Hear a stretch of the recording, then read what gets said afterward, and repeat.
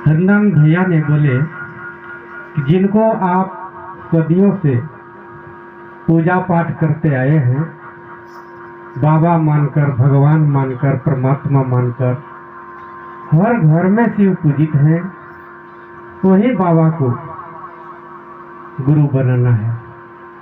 और वही है, अलग अलग नामों में है, सभी रूपों में है, वही भगवान शिव गुरु के कुर्सी पर भी विराजमान है। आज हम सभी को शिव के किसी ने भक्त हैं और कोई शिष्य हैं, लेकिन साहब ने देखिए इस चीज को नहीं कहे कि आपको शिव की पूजा नहीं करना है।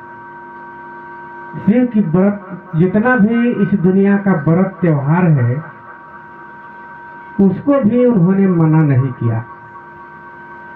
सब व्रत त्योहार करते हुए, पूजा पाठ करते हुए, भक्ति भाव करते हुए आप उनको गुरु मान लीजिए, इसलिए कि सत्ता वही है, लेकिन मानने का तरीका अलग अलग है।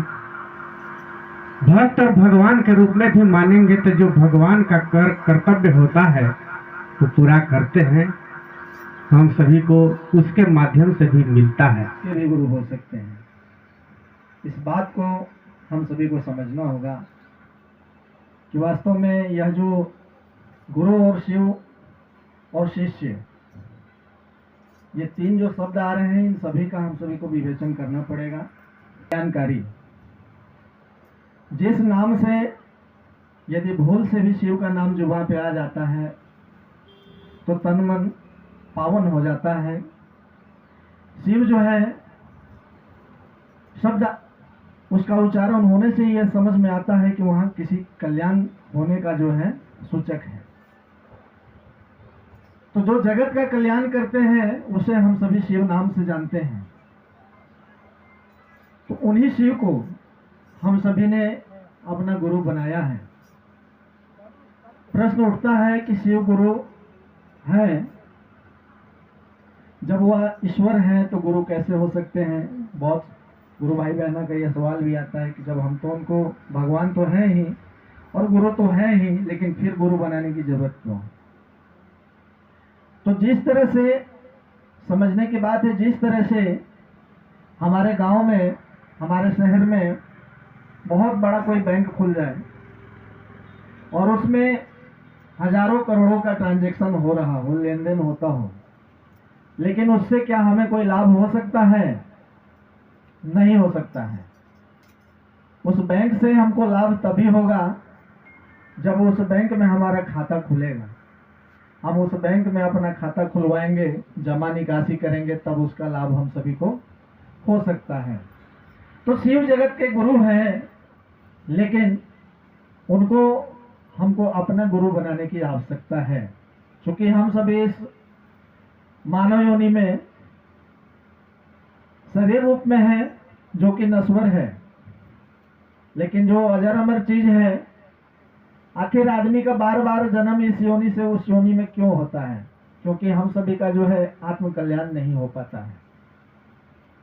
तो इस आत्मा का कल्याण के लिए हम सभी को ये योनि प्राप्त हुआ है और इसमें हम सभी को जरूरत पड़ती है, आवश्यकता पड़ती है कि हमारा आत्म कल्याण कैसे हो, हम लोग कहाँ जाए, क्या करें जिससे हमारी जाए और यह जीवन भी मस्ती में, सुख में कट जाए। तो ऐसे गुरु शिव हैं जो जीवन के साथ भी और जीवन के बाद भी हम सभी के लिए कल्याण करने का काम करते हैं। जब हम लोग का मन का गुरु शिव हो जाते हैं तो मन हमारा सही कामों में ध्यान देने लगता है, गलत काम से दूरी बनाने लगता है। तो हम लोग सीधा सीधा यह बात करते हैं कि शिव हमारे मन के गुरु हो जाए, इसके लिए हम सभी को 3 सूत्र मिला है। दया मांगना, चर्चा करना, नमन करना, यह हम सभी को मिला हुआ है। तो दया से हम सभी को दया मिलता है, लेकिन कैसे? हम सभी मन में स्वार्थ रखते हैं, तो स्वार्थ रखकर यदि हम लोग दया मांगेंगे, यानी कि स्वार्थ युक्त दया मांगा गया वह स्वीकार नहीं हो सकता है और शिव जी के चरणों में बार बार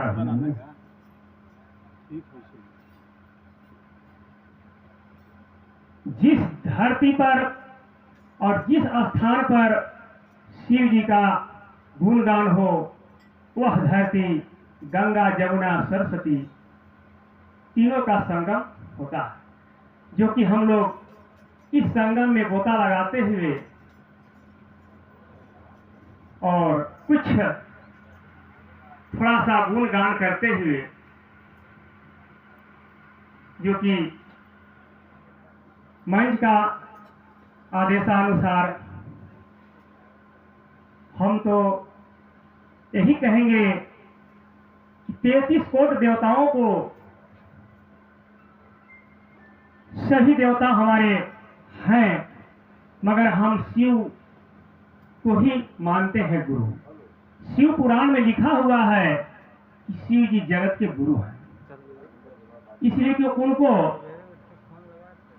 लेकर के चलने और समझाने की आवश्यकता होता है। और हम जब भी 3 सूत्र के पालन करते हैं तो उनका निर्माण आवश्यक होता है। सभी देवताओं को लेकर के नहीं, मगर हम शिव को ही मानते हैं। इसलिए फॉर्मूला तो बहुत लंबा है, मगर हम यही कहेंगे कि सभी इस 3 सूत्र के पालन करते हुए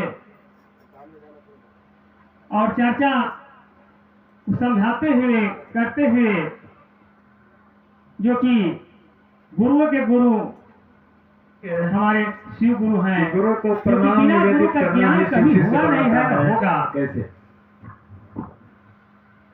ये सवाल दिए हैं, हमको तो कुछ बुझाता नहीं है। प्रयास करेंगे कि गुरु को प्रणाम करना ही शिष्य बनाता है।